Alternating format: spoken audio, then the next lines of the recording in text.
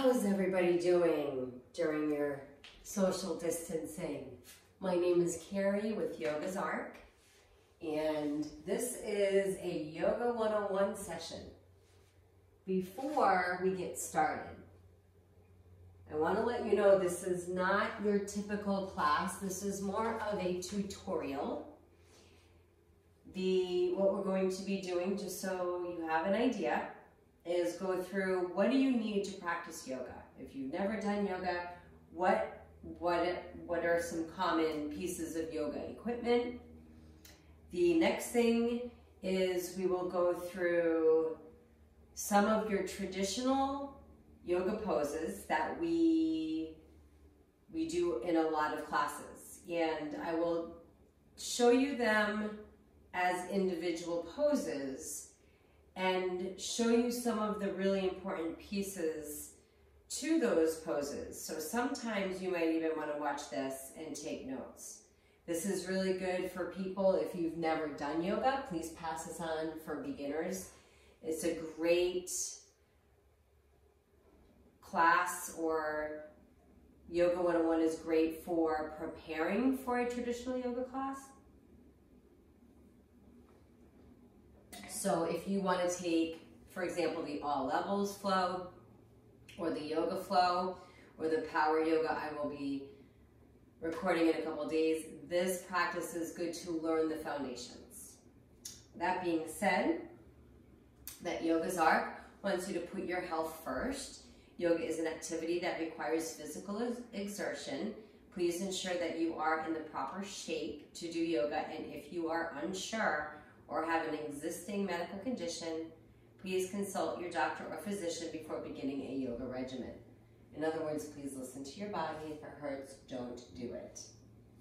Okay, so yoga equipment, your yoga mat. First thing I want to tell you about yoga mats, if you don't have, by the way, pen and paper, you might want to get pen and paper, jot some notes down.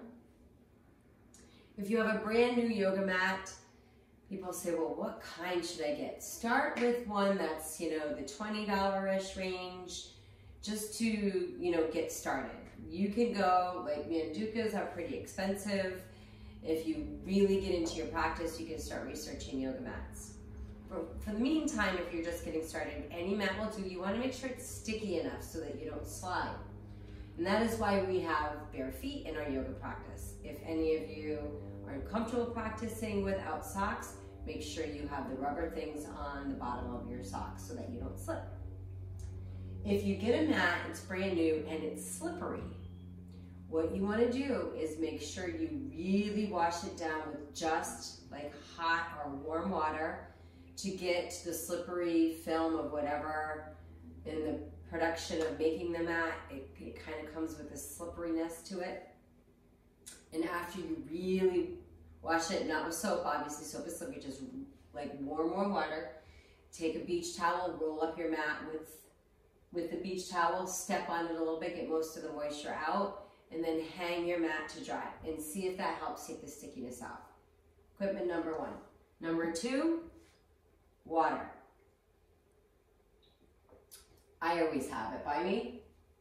It's always good to hydrate, especially now, to keep healthy. And other things are optional. Clothing, if you have baggier clothing, it's kind of a pain because it gets in your way, and if you have a baggy shirt, it can fall over your head and like down dog, so that's something to consider. There's traditionally two different styles of blocks. If you're doing yin practice like supported bridge, sometimes this block could be too high if you're using it for something underneath you, okay? So there's these half blocks, right? If you're doing something where you're using the block as a prop to support yourself under your hand in a balance, it's good to have the thicker block because it's more of a base and more support. But blocks, there you have it. The other piece that is optional, if you're at home and you don't have blocks, you could use your water bottle if you need something to balance on, or like a chair. You can find something. Books are kind of hard if you're using it like as a prop in an active class. We have yoga straps, and yoga straps are sometimes good if you're doing a twist, you can take the strap and use it for your shoulders. You can do it, you use it as an extension. We can use it for a stretch. If you don't have a strap, don't you worry. You can use a necktie. You can use any belt that, especially if it's cloth, because you don't want the edges to hurt like the bottoms of your feet, etc. So those are sometimes popular in active classes. There's such a variety of styles of yoga. If you are intrigued by all of the different types of practices you might see on this YouTube channel of ours, maybe scroll, if you go to our website, Yogasarc, YOGASARC.com, and you click on practices. We have all the different styles of practices, and you can scroll through the descriptions. We also have the descriptions in each YouTube video. So if you're doing a yin, restorative, something lower to the ground, things that you want to consider, any type of blanket, yoga blankets are popular, eye towel or a pillow, and these are called bolsters. Really good for restorative, really good for yoga nidra, any type of relaxation where you're laying down. If you don't have a bolster, no worries. You could use a couch pillow or any type of thick pillow. These they're not as fluffy, so that they're easy to support you. Okay, so there's that. And our handy dandy mat cleaner with towel, especially sanitize, sanitize, sanitize. Okay, so Yoga 101. First thing I want to talk about, we've got to read our angel card. For those of you that have been following along, perfect way to start. When we start our yoga practice, whenever we start a practice, it's very common to set an intention. It's kind of like saying a prayer, saying an affirmation, something that you want to focus on in your practice. Like if you're just starting out, you might set your intention of, I want to really just be curious about what yoga is. What I like to do at the beginning of my practice every day, I do most of a home practice right here. I know my background sometimes can be, I just had to change my yoga pants. They were the exact color of this background. You wouldn't have been able to see me do anything. But this is where I practice. You're in my studio. This is it. Oh, one fell out. I guess that's the one that God wants us to read today. The Angel of Obedience. Interesting. Itchy nose. And someone's thinking of me. Okay. I follow my soul's guidance day by day. The only true obedience is to the soul. From that dimension within our own being come all signals, guidance, and intuition to be obeyed. When we obey in that way with all our senses, we are serving the soul.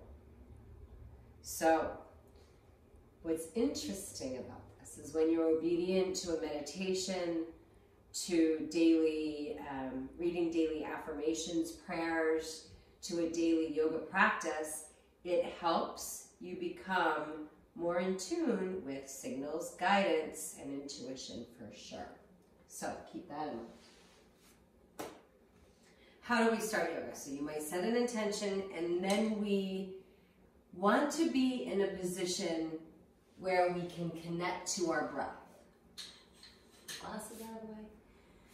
For some of us, if we're starting out and we're not used to sitting on the floor, it's not easy.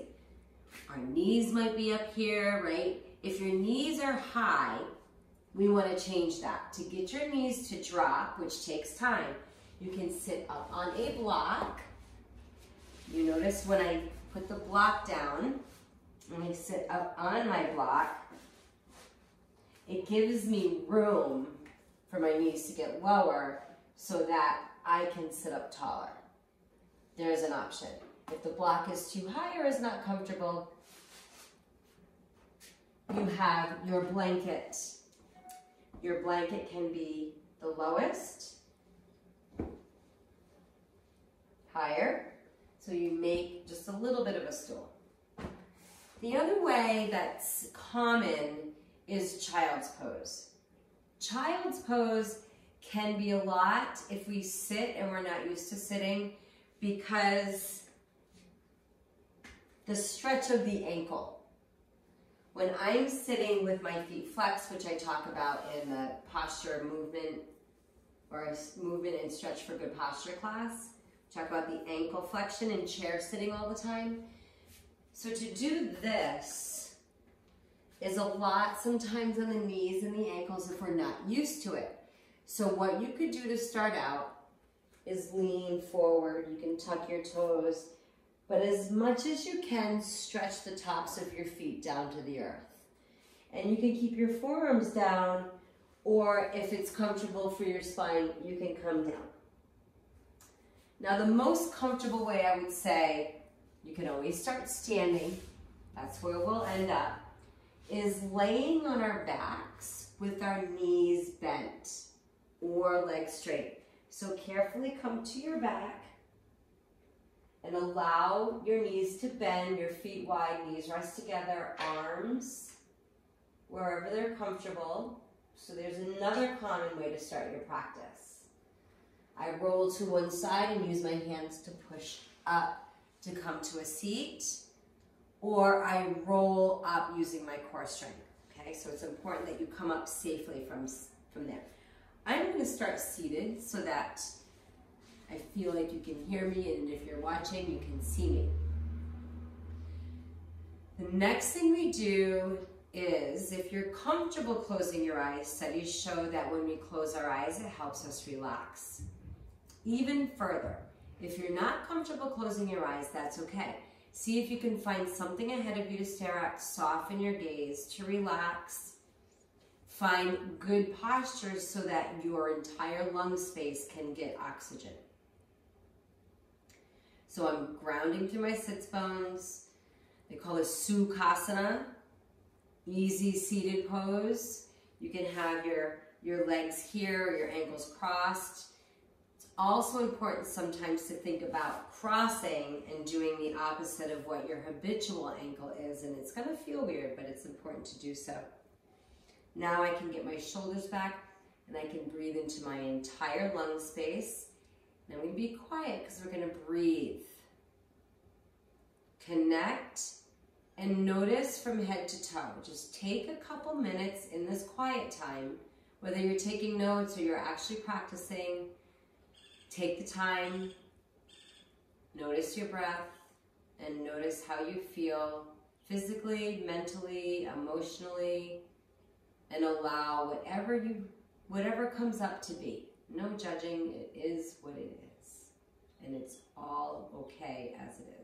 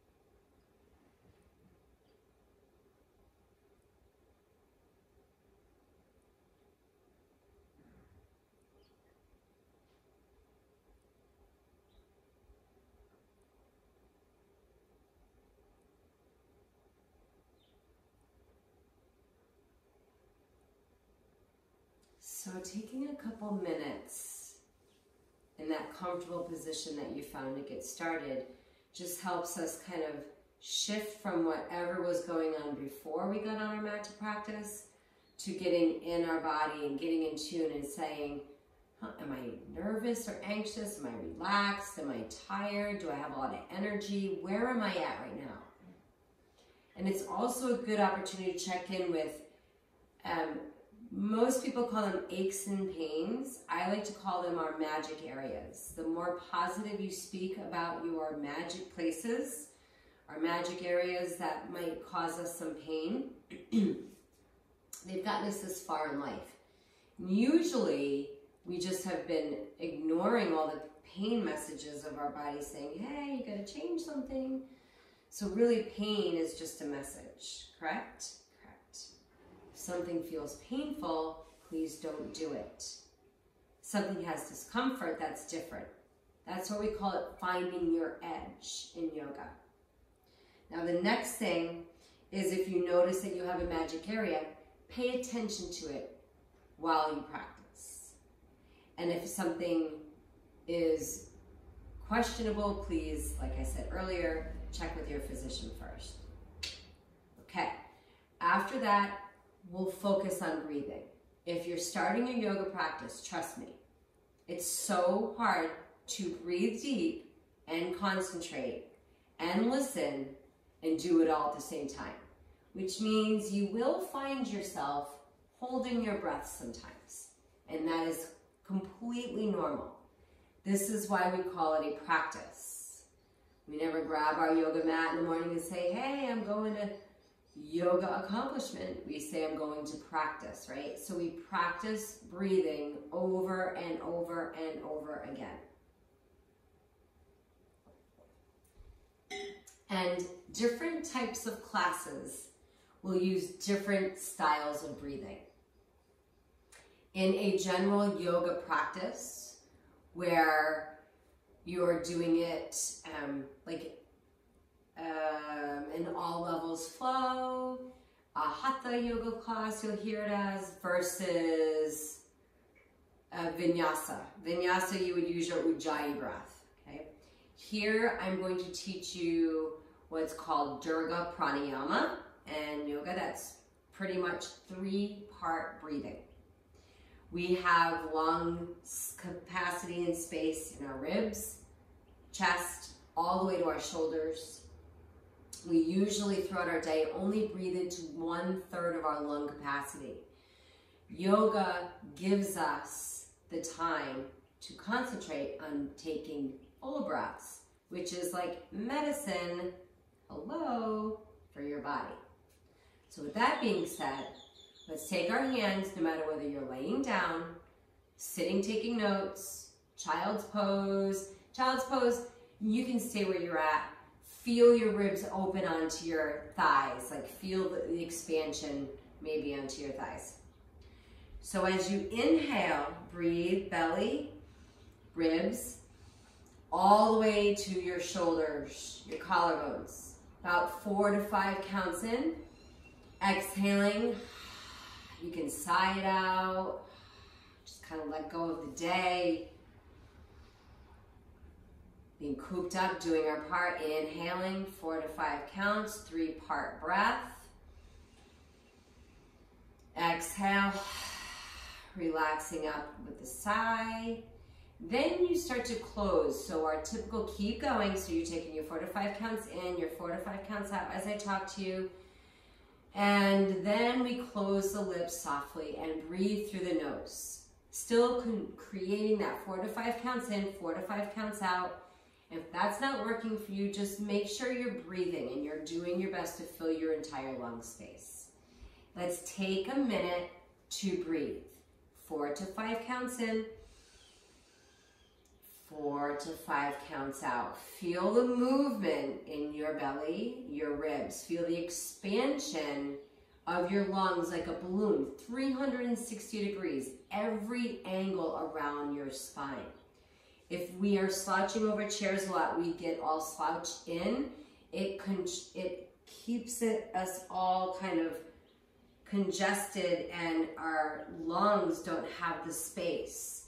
So this is creating that space. Let's take 2 to 3 more rounds of this breath here.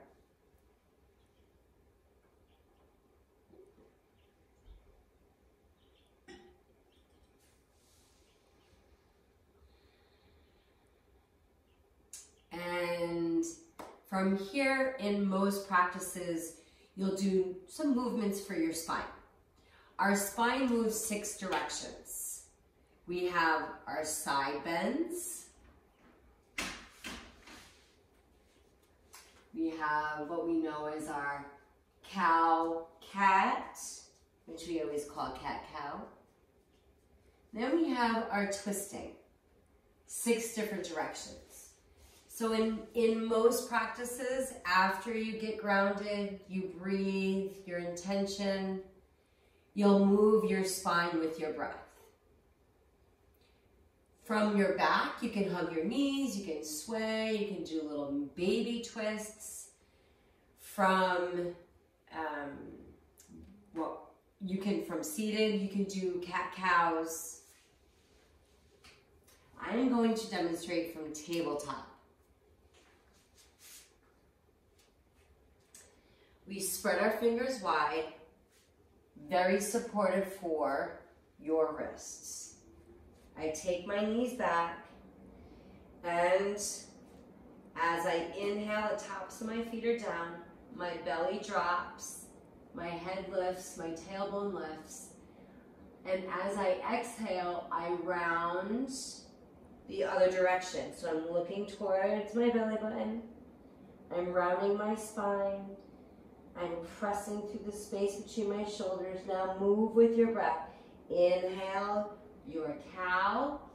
Tuck your toes. Exhale to cat. Notice how it feels with your toes tucked versus not. Inhaling and exhaling. Inhaling. Exhaling. One more. Exhaling. Keep your toes tucked. Lift your knees and push your weight back. Walk your hands to your feet or your feet to your hands. And notice how bent my knees are. Very important as our hamstrings warm up, and roll your way up. I know you're all curious, so what the heck's going on in these crazy yoga pants? I collect yoga pants because I've been teaching for 25 years, and I still have yoga pants that I've been teaching and wearing from 20 years ago. Okay, these are Huskies. My husband found someone that makes these yoga pants. I don't think they're from within this country, but I'm sure you can find them online. And he had them, the Huskies. I don't know if you can see them or you can zoom in. There's one down each leg. Dakota and Koa. Okay, distraction, which is why we practice yoga. Like a hair in my eye. That's why we practice yoga. Wow, there's a lot of people outside. You wouldn't know it's social distancing. People are antsy. Plus we live on South Mountain. All right, Kary, get to it. Okay, so let's talk about standing in mountain pose. When we're starting in yoga, you're going to notice that most instructors will guide you to stand with your feet together, which are your big toes to touch and your heels a little bit apart. My recommendation to you starting out is to try it with your feet hip width apart. See if that helps you feel more grounded. I'm going to break down each pose right now in what is called a sun salutation. Sun salutations are very common in yoga. They are practiced all the time, especially in any flow variation. If you did like 5 to 10 sun salutations a day, it would probably change your body for your life, okay? In that warm-up, we only moved our spine 1-2 directions. Here in our Sun A, I want to add a little spice to it and add a side bend to add another direction, okay? Hip width apart. Your legs are engaged. Your feet, you're pressing through all 4 corners of your feet. So you're feeling under the ball of your big toe, your pinky toe. Spread all of your toes and relax them down.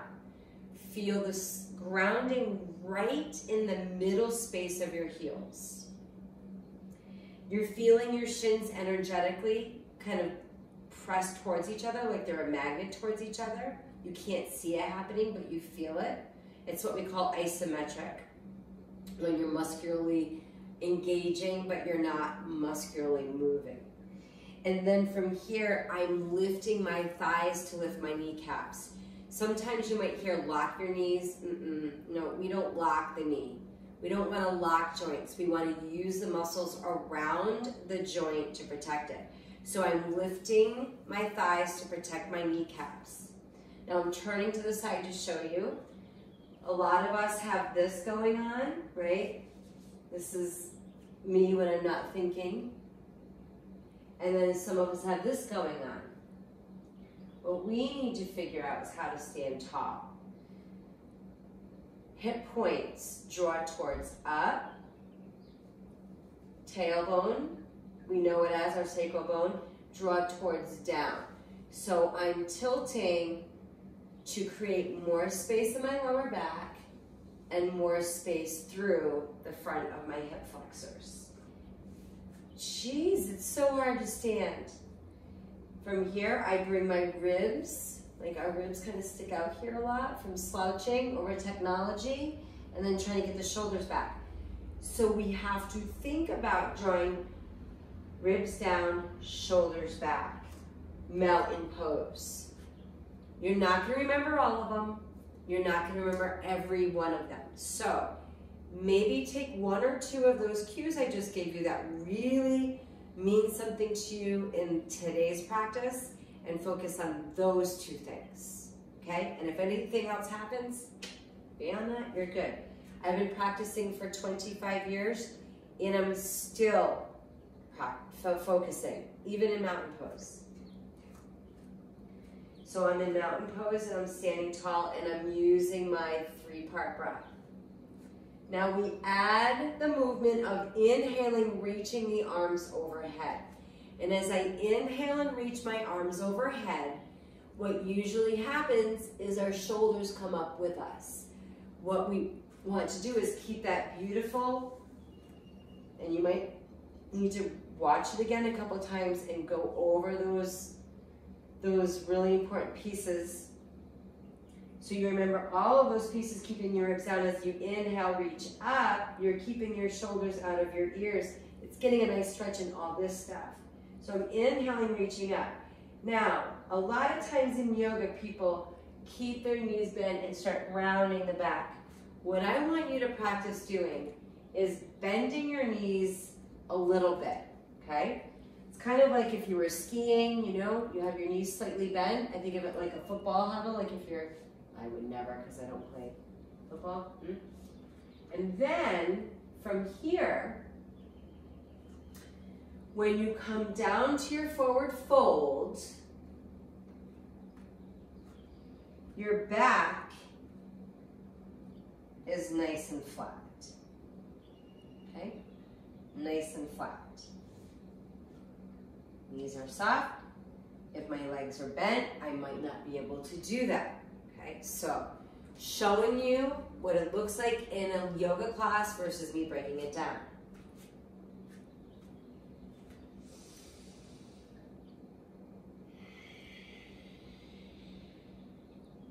Now notice in this forward fold, I'm bending my knees and up so the back of my neck can grow long. I can bring my forehead in. From here, most of us will bring our hands to shins and use your hands to push into your shins to hinge up like a tray table. So again, I'm in this spine extension like I was coming down, but I'm not coming all the way up, okay? I'm coming half to fully standing up. So you might hear it called half lift or inhale extend. The front, back of my neck are long. Go ahead and give it a try. Pressing through my feet, knees are soft, ribs are in. And then as I exhale, I fold, and you'll fold over your bent knees again. Reversing, Your arms come out to the sides. Now squeeze the space between your shoulders to lift you up. Shoulders out of your ears as you inhale and you reach. And let's exhale, bring your hands down. Okay, take a sip of water, do what you need to do. That was the beginning of Sun Salutation A. In a lot of yoga practices, you might do inhale, forward fold, half lift, forward fold. A lot of times it's getting your blood flowing. If you're feeling dizzy coming up and coming down, guess what? Don't do it, right? We can maybe stay up here. Maybe we stay here, but if the up and down, you're not used to it, take your time. This is Yoga 101. You're getting used to this. And always reach out if you have questions. Okay, so we'll add on. From here, inhale, we reach. Shoulders out of my ears. Exhale, neutral spine. Folding over bent knees, tucking my forehead so the back of my neck is long. That was my exhale. Inhale, I hinge, I lengthen, extend my spine. Now as I exhale, it's our plank pose. I'm going to walk back and come to my knees for a second. Our egos get in the way. Now if you are already used to doing tricep push-ups, if you are an active lifter and you have your core and your triceps are used to doing push-ups from your toes, by all means. I remember my yoga teacher taught me that it's smart to do your yoga push-ups from your knees for up to 6 months when you start a practice. And I'm going to take the time here to show you why. Our rotator cuff is very fragile. It is one of our joints, right, that moves in all directions versus our knee, right? Our knee just extends, it doesn't go like this. Our ankle goes in all directions, right? We need our shoulders. They're important to us. It is important that we take care of our shoulders. And what I've seen is when people do it from their toes, they dump into their back and dump into their shoulders. And I want to demonstrate what you should not do. It sometimes can help if you have a mirror to watch yourself, not to be like, oh, look at me, but a mirror to actually see, where are my ribs? Where are my shoulders? Are they where I think they are? Or you can record yourself and watch. Okay. So here's what we're not to do. I'm in my push-up, I'm dumping in my back, and as I come down, I dump into my shoulders, my butt is up. Over time, that wear and tear, our rotator cuffs start speaking to us. That pain I talked to you about, the message of pain, right? We don't want to go there. If you have a yoga block or a book, you can use it as a little marker. And I like to use it for a couple reasons. In yoga, the language of cueing is interesting because you have the block is below me, right? And the block is also, this is above my head, right? Or forward of my head. And this is below my head and also below my chest. So in directional language, you want your hands in your yoga practice below your shoulders and below your chin. So in your yoga push-up, in your plank from your knees, notice how my chin, my head, is further from my hands. That way when I lower, I have the same amount of weight above my hands as I do behind my hands. That way, I become a scale over my hands. It actually makes it easier. And when I used to be the arm balancing, like Cirque du Soleil yogi that I was like 10 even 15 years ago now. And that was like a goal of mine. I would do things that would be like, oh my gosh, all I had to do was move my arm that much. And Rob would always say, physics. So really, a lot of yoga is physics over form, okay? Hands are low, my face is forward. As I exhale, I use the block for the visual. If you have your block underneath your chest, you can use it to hover your chest over the block. So if you see my shoulders aren't dipping, you can even rest your chest and feel it. I'm keeping my ribs up. I'm keeping my tailbone tucked down just a little bit. Shoulders are out of my ears. My neck is long. I stop here. My shoulders are protected. Now that's going to help build your tricep strength. If your arms get tired ever in a yoga class and your shoulders and your wrists are feeling it, don't keep going. Please listen to your body. What you can do instead of the push-up is a cat-cow. So you would simply come here, do your cat-cow, tuck your toes, down dog, and skip the whole darn push-up. Sometimes when we practice, we might do the first half doing some of the push-ups from our knees. And then maybe as time gets on and we're feeling a little tired, we don't want to overdo it. That's when we might do a cat-cow or just go straight to down dog. Your body will tell you what to do if you listen, I promise. Okay, so let's go back and put those pieces together, okay? If you have your block or not, I'll show you what it looks like if I have my block, and I'll show you what it looks like if I don't. So we start at the front of our mat. We're adding each pose on as we go. Mountain pose. Your feet can be hip width apart or not. Little quiz. Pay attention to your feet. Pay attention to your thighs. Pay attention to tailbone, hip points, ribs, shoulders, breath, and focus point. Let's add that. Your dristi, we call it in yoga. So find a focus point ahead of you. Breathe. Your next inhale, reach your arms up. Soften your knees. Exhale, hinge, neutral spine, forward fold. Hands to the shins. Inhale, lengthen, extend your spine. As you exhale, hands by your block. Walk your feet back. Keep your face forward. Knees come down. Usually when we start out, it takes an extra breath. But as we get used to it, we do all that in one exhale. The same exhale takes us here. Now from here, we're going to add on Cobra.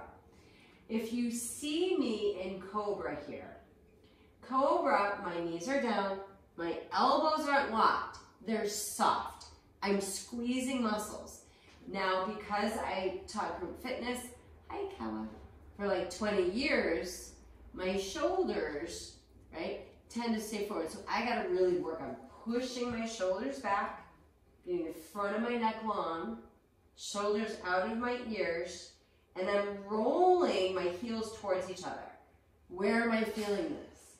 This is the opposite of what we do when we sit in a chair all day.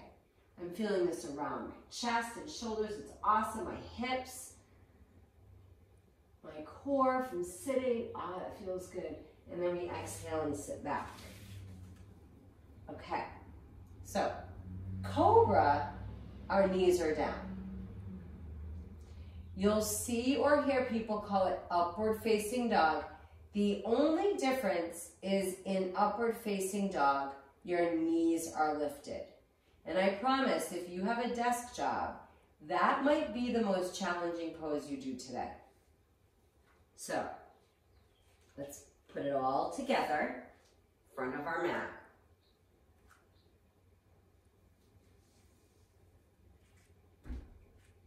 Inhale. Exhale, forward fold. Hands to shins, lengthen, inhale. Exhale, hands down, 1 or 2, or however many breaths it takes you to come to the bottom of your push-up, halfway down. Inhale to your Cobra. if my knees were lifted, upward facing dog. And as we exhale, let's talk about it first. Downward facing dog. Downward facing dog, to transition to downward facing dog. Starting out, you will absolutely need your toes. You will need to push off your toes because your core strength to push from your Cobra to down dog is a lot of work. So here's what we do. And here, I engage my belly and start to lift. In slow motion, my belly is lifting me. I'm still on the tops of my feet. And then we come, right? But what most people do, and they don't even realize it in yoga, is from their back bend, is they lift their hips, top their toes, don't use core at all. Stick the butt back and push with the toes to down dog. So I'm saying use the tuck of your toes to push to down dog. But please be mindful and make sure you're using the strength in your abdomen to push back as well, okay? Downward facing dog. Takes a lot of core strength to keep your hips up. Take a moment to listen to me verbally as you watch my down dog while I give these cues. First mistake we make in down dog is our feet and hands are usually too close together and we have a lot of weight in our wrists because for some reason we think we have to have straight legs, okay? So, my weight is in my wrists. This is completely uncomfortable. I was in a yoga class and I was like, oh man, this is ridiculous, right? No. Let's make it comfortable for the wrists. What we do, first of all, is we need to stretch the space. You see how bent this is? We want this a straight line. How do we do that? Well, first I gotta walk my hands a little bit forward. What did that do? That lifted my heels. Guess what? That's okay. Lift your heels. Lift them. Lift them. And then I'm using the muscles below my belly button, right? And I'm having them pull my hips back and up. So not using my core, look at, right? And then I'm using all the core muscles to lift and lift me back. Now I can walk my feet back. Look at that space I was talking about. It's getting longer in my armpit, right? I'm not over here so much. Now the next thing to do is bend my knees. So my heels are lifted, my knees are bent. Take a breath in, spread my fingers. I exhale, I drop my ears. I look up towards my thighs. And now I have that long space and that long stretch through the side of my body. I've been making some progress in my down dog this past week. Yes, I've been doing downward facing dog, Adho Mukha Svanasana, for those of you that like to get educated in Sanskrit. I've been practicing it for 25 years and I'm still making progress, so know that yoga is lifelong. So here, remember, belly helps keep your hips lifted. Bigger space between your hands and feet. Spreading your fingers like starfish. Bending your knees, pressing your ribs towards your thighs. All good stuff to help you succeed at not having all of your weight in your wrists in downward facing dog. From downward facing dog, we step back to the front of our mat and finish our sun salutation. And that is what a sun salutation is. So I'm going to come to the front of the mat and we'll do 3 together. Okay? Front of our mat. I'll wait for you. Take your sit. Do what you need to do. If you're watching and taking notes, that's okay too. Finding mountain pose, finding my dristi, my focus point and breath. Inhale, reach. Exhale, fold. Inhale, lengthen your spine. Exhale, 1, 2, or 3, whatever amount of breath you need to lower from your knees, puffing into your back, halfway down. Inhale to your Cobra. Exhale, using your core more than the tops of your feet, bottom of your feet, I should say, downward facing dog. And where your toes were is where they should be in your down dog. We traditionally take 5 breaths in down dog, kind of reset, make sure you're breathing deep. And to the front of our mat. So, bending your knees, and you just get there, you know, you get there. Fold over your legs, do reverse, lengthen half lift. Exhale, fold, and we learned this at the beginning. Squeeze between your shoulders, come all the way to stand. Hands to heart. Inhale, reach. Exhale, fold. Inhale, lengthen. Exhale, bottom of your push-up. Inhale, back bend. Exhale, downward facing dog.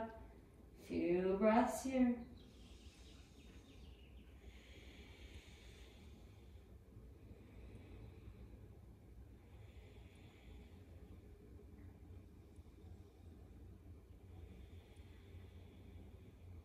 Front of your mat, or bringing hands and feet together. Inhale, lengthen. Exhale, fold. Inhale, squeeze the shoulders to come up. Exhale, bring your hands to heart and open. One more time. I'm going to show you this with a cat-cow in case your arms are getting tired. Another variation. Inhale. Exhale. Sometimes it's okay if our arms are getting tired. You will pay attention. Lengthen. Exhale, tabletop. Instead of your push-up and back bend, we just do an inhale, cat. Exhale, tuck the cows, round, downward facing dog. And there's a great substitute. Your 2 to 5 breaths here. You want to spend as much time as you can.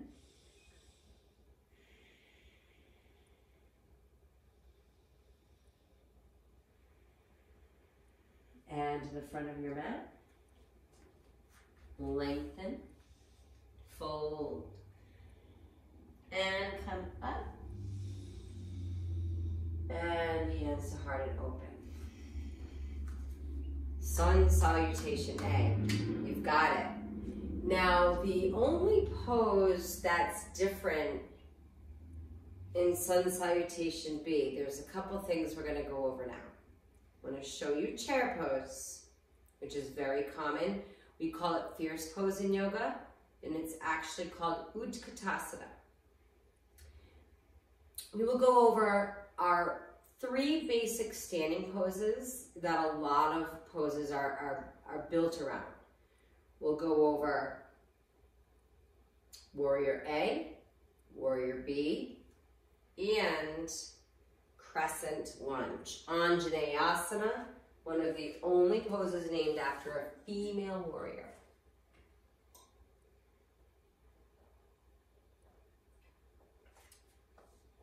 Then I'm going to teach you how to step back into your lunges and poses and how to step through from downward facing dog. We'll talk about how to meditate and we'll wrap it up. Okay. Chair pose. What a lot of people do in chair pose is mistake it for like a squat. And even in a squat, you shouldn't dump into your lower back as much as we typically do. So I like to say it's like sitting on the edge of a bar stool. We want the weight in our heels. You will probably have your feet hip width apart. Some of you will have your big toes together and your heels a little bit apart. We sit the hips back and down, okay? I like to think this is like a lightning bolt shape. but we're not dumping our back. See how much jump here? We want to engage and lengthen, okay? So I'm lengthening here. My hips are back. I can lift my toes. I can see my toes. Shoulders are down. I'm reaching through my pinkies and getting nice foundation and grounding in your lower body, getting length through your rib cage. If it's a lot to have your arms extended for you today, bring your hands to your heart in your fierce pose. Okay. Now, Warrior A, Warrior B, Crescent. In Warrior A from a front view, the reason why the pose is challenging is most of us have a really tight outer hip, IT band. We hear it's this really tight muscle fascia, outer of the body. And because of that, it's challenging to keep the hips and the heel down. What's the solution to that? A bigger space between your feet. Now you see how I am half on my mat, half off. Don't ever do that. In fact, I'll follow my own rule. So in Warrior A, my feet are wide, like 2 railroad tracks. I am bringing both hip points to the front of my mat. To do this requires a lot of openness in this outer leg to keep the heel down. If you need to keep your heel up, it's okay. Just know that you're working on stretching your hip point this way, your heel down, and it's at an angle. Whatever angle it's at, you want your hip point, your knee, and your toes in the same direction. For example, if my toes and my hip are this way, and my knee's this way.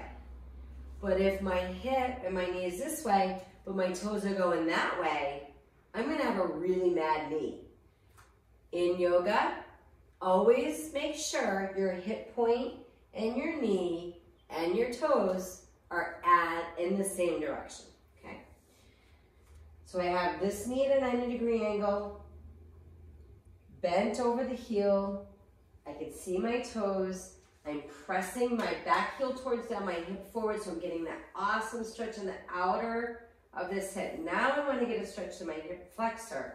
So I'm standing up tall, drawing the tailbone towards down, keep bending into that front knee, and then we bring the arms up or hands to the heart. Turn around and show you from the other view. So I'm doing the other side, squaring off my hips, feet a little wider like railroad tracks, hands. So there's your Warrior A that's a very common pose in a lot of your active yoga classes. Warrior B, your hips are the opposite direction. So Warrior A, I'm here. Warrior B, my hip points are to the side of my mat. So I turn, you might start it from the side, right? I have my hip points this way. My back foot stays pretty parallel, okay? This knee and foot turn this way, and I bend. I'm working hips this way, knee this way. Why is that so hard? Because our pelvic floor and inner thighs are so tight. Mine are. I taught spinning for almost 20 years, so I'm still trying to work them open. And kickboxing, boot camps and all that step. Yes, so I really love this pose because it's helping me work this knee open, work this leg towards straight, working my hips towards down. Now we typically lean forward. See how much I'm leaning forward? We want to bring our upper body up, hips down, lean back a little bit to get a long torso on both sides, and look over your front middle fingers. And then I'll turn my feet, go the other way, just so I'm even. Hip points, gaze, really good opening here, 90-degree angle here, working on getting the hips down, long torso both sides, breathing, breathe, breathe, breathe, always, always, always. And there's your warrior B. Our crescent pose is like a lunge, okay? Your lunge can be done with your knee down or up. In crescent lunge in yoga, it's a lot like warrior A, but our back heel is intentionally lifted. My hip points are to the front of my mat. Right foot steps back, but my heel's lifted. I keep my hip points square. I keep drawing my tailbone towards down to get a good hip flexor stretch and start to bend my front knee, keeping my torso long. And from here, I can reach my arms. I can bring my hands. I can have my back knee down.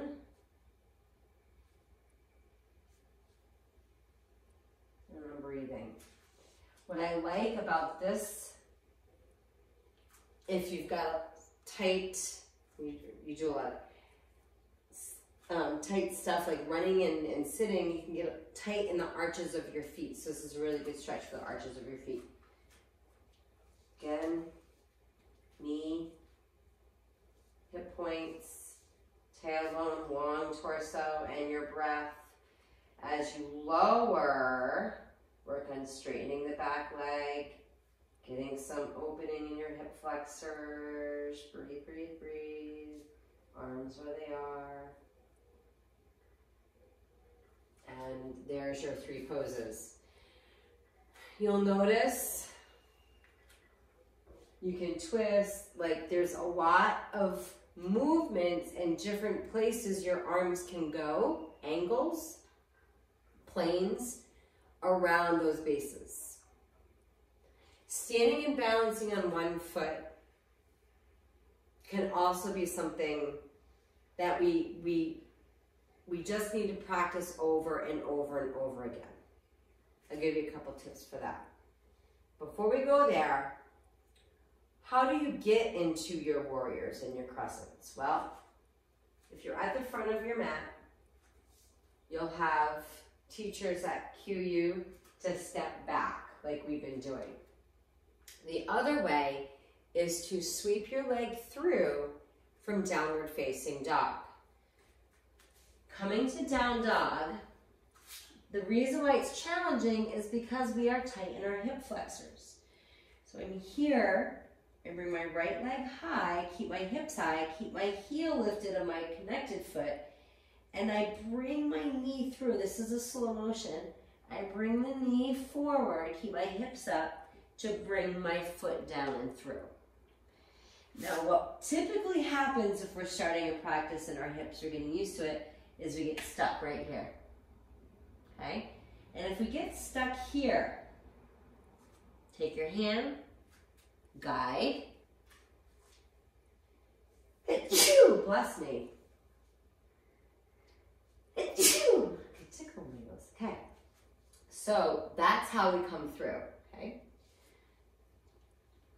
Other leg, showing you what it looks like, faster, step through, come on up. And that, my friends, is how you can practice either stepping back into your poses or stepping up into your poses. If you go to our yoga flow class or all levels, you'll notice that we do both. When you stand and balance on one foot, believe it or not, the most important things is your breath and your focus point. So no matter what you're doing in your yoga balance, start there. So I ground through my feet, I find a focus point on my mat or ahead of me to stare at. If you're really close to a wall, it's gonna throw your balance off. So just be prepared, you can walk towards the back of your mat. So if you find a focus point and ground through your foot like you do in mountain, set yourself up like you do in mountain, your breath, your focus, your strength, keep your weight and start to lift your heel. Your arms, wherever they're comfortable for you to feel balanced, right? And as we lift the heel and get grounded, we start to lift the foot. We can start bringing the knee up. And a lot of our balance poses are done from coming back or coming forward. We twist. There's lots of things that you do in your balance, but focus on your grounding foot, focus on your breath and your gaze, your drishti. I'm going to sit down. Usually after you do standing balance work, whether it's within your flow or after your flow, you might do some more core focus work or back bending. You might be invited to do some floor stretching and exercises, some on your back. That's common in yoga. And then we do the most important pose called Shavasana. And it's our final resting pose. You probably have seen people do it laying on their back. I'll show you my favorite pose. Not for everyone. Especially if you're not used to practicing yoga and you're feeling it. We come to our back, our legs, our arms. If you have a ponytail holder, you gotta take it out. And from here, I'm resting. Now, if you're feeling a lot of sensation in your lower back, you can bend your knees, take your feet wide, let your knees rest towards each other. Anywhere where you can let gravity do everything and you can completely relax. And your breath becomes effortless and you close your eyes and rest. Literally, you're resting your mind. You're practicing not thinking. You're letting your breath become natural. You're letting gravity hold you. And you traditionally in a practice stay anywhere from 3 to 10 minutes, right? I'm rolling to one side to push up. If you have the time, I do a lot of on-demand practicing because I'm very active in the yoga world. A lot of times they'll say, okay, I'm ending now, but if you can stay. And I'm going to invite you to do the same. Anytime you're in a situation where you can take more time in Shavasana, take the time. It seals in your practice. It helps just put everything together that you've worked so hard on through your yoga practice. Traditionally after that, you might move your fingers, your toes, your head. You might pull your knees in, rock side to side. It's like when you wake up, you're coming slow, you either roll to one side or the other to push up, or you rock up gently. And a lot of times in yoga, they'll end with either a chant or come back to your intention or a quote, or just simply end with namaste. And when that happens, you can either stay silent or say it back. So there's a little snippet of a yoga 101 where we break things down. This would be the most basic for starting an active yoga practice.